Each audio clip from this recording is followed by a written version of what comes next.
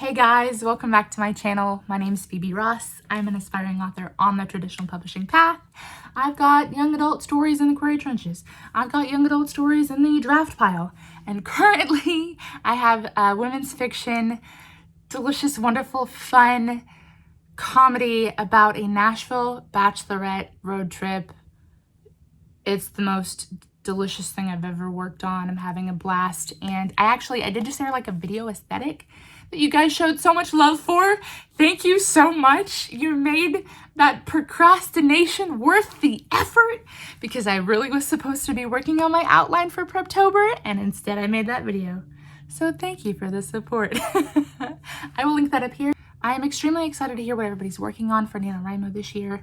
I know a lot of folks are breaking the rules, and I love that, because I'll be really honest with you, I'm about 10,000 words into this outline of sorts, and if I can get even 40,000 more words to top it off at 50, is that NaNoWriMo's official rules? That's cheating, but I don't care as long as I have a draft-shaped thing at the end that I'm proud of. Then I get to open my prize reward, because I just ordered it and it has arrived. You see, I am nothing if not a girl of incentive. So I have purchased for myself incentive. I cannot wait to open it, but I have to get to my 50,000 words first. And I am so excited. So I think this is probably the last vlog before we kick off writing November 1st. And I hope that you guys are ready. I hope that you guys are excited. I know that a lot of people have shared, maybe like the actual competition itself, or, the goal itself feels like out of their scope right now, or their interest right now. But I also feel like a lot of my best writing memories happen during NaNoWriMo. So that's why I'm participating again this year, and I'm ready to dig in. So there'll be a couple more preppy things happening. I'm thinking a little bit about like outlining, like tropes. Like I'm a little bit haunted by a couple tropes right now. Lots of plans, because it's going to be a really busy week at work. A lot of typing, a lot of tomfoolery in this vlog, probably. So, yes, that's the story update. NaNoWriMo, themes, plots, coming, plans. Let's do this.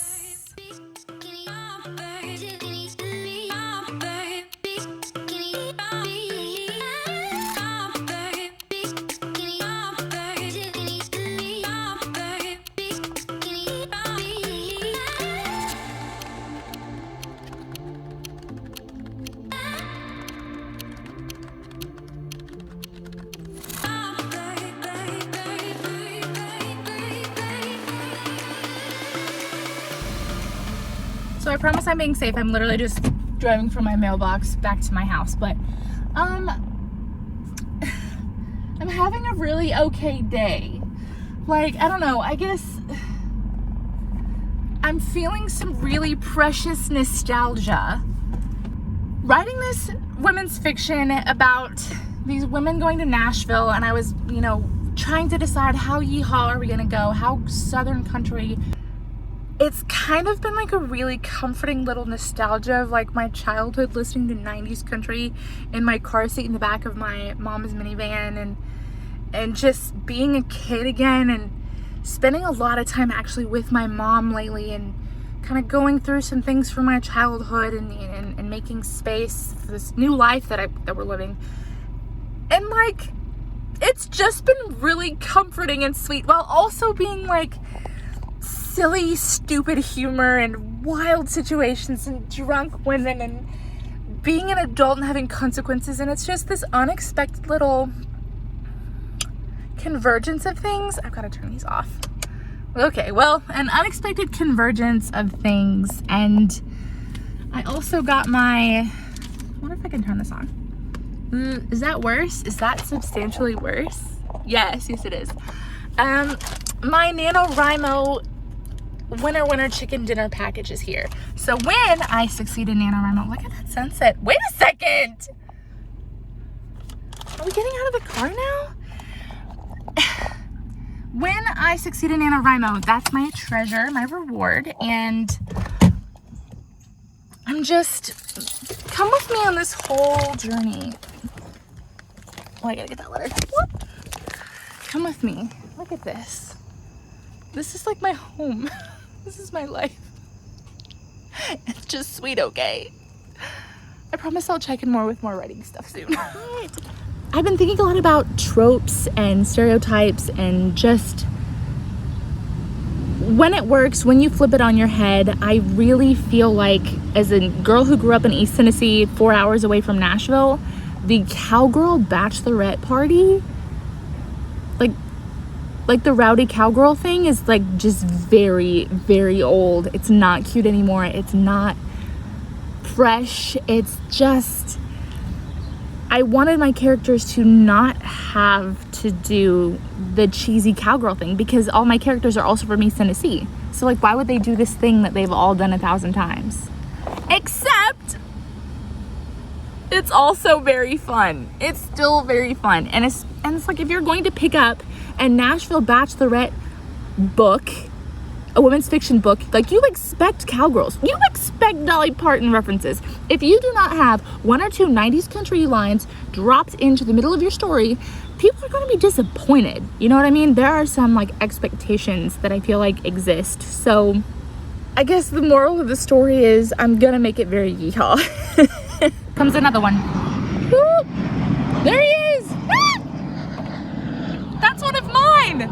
Do you all know where I'm going? It's like the promise of the premise. You gotta deliver. What to flip on your head versus what to deliver authentically to someone who's never experienced it.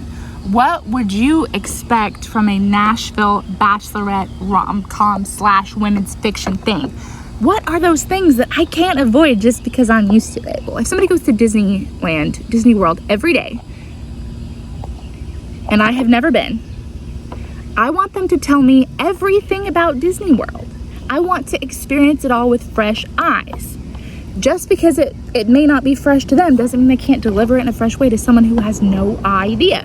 Do I gotta give you that for Nashville? Because if so, I mean, you can count on me, right? Oh gosh, I thought I was ready, but it's between Firehouse and Salsaritas. And I have not made a decision on which one I'm gonna get. Should have planned ahead. Now I'm in crisis. The winner. You see, I realized I've had Taco Bell like every lunch for like 5 days. So sorry, Salsaritas, I'll have to get you next time. Let's go home. Got my dinner. Got my pickle. I have to tell you all about the video that I just watched on Camille Myrick's channel. It's all about plotting. She's also a plotter. And I think the focus was like the outline process prior to Nano.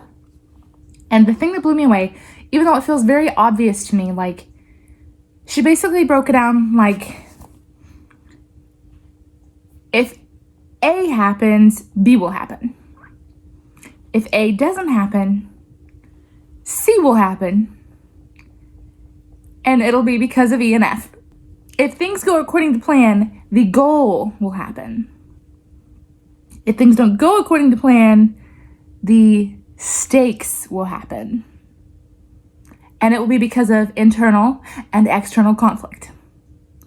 Your villains, your fears, your doubts, your tornadoes, your wrenches in the plan, those are the conflict points.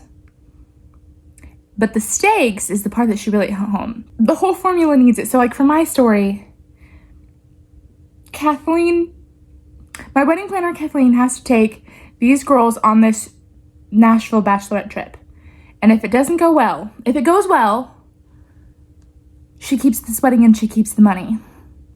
And it's a high profile client, which is her goal, not to blow the wedding. If this bachelorette road trip does not go well and the bride is not happy, she could lose the wedding and the money and the opportunity that she needs desperately. And it will be because of her internal doubt and her internal feels and the internal voice in the back of her head, the naysayers, the blah, blah, blah. Maybe her stubbornness, like maybe it's going to be her unwillingness to do something or or something. Or it's going to be an external conflict like the Bridezilla's too Bridezilla-y, or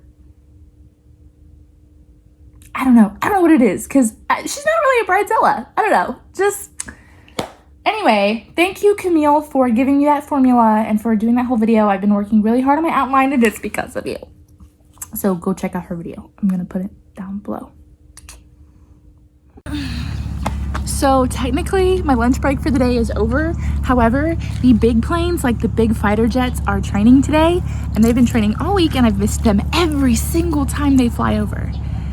But our friends over at the airport said they are going to be doing another takeoff here soon, which means I've missed the first one. They travel in packs of 2, which means there's another one coming. And so I'm just gonna wait here. I'm just gonna wait here until he flies over.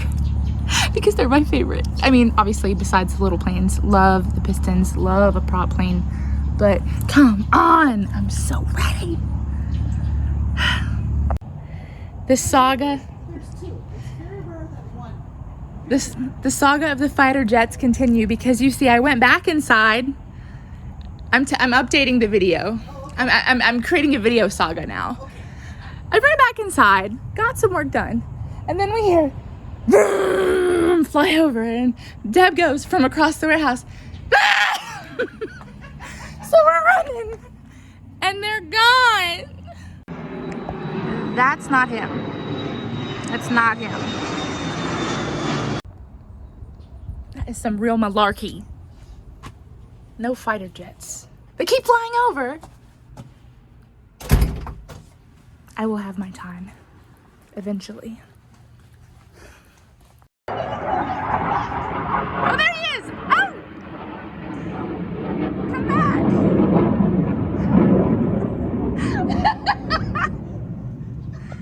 Come back this way! Okay, now that one's one of mine. That one's one of my jets. Hey, buddy. Looking so good.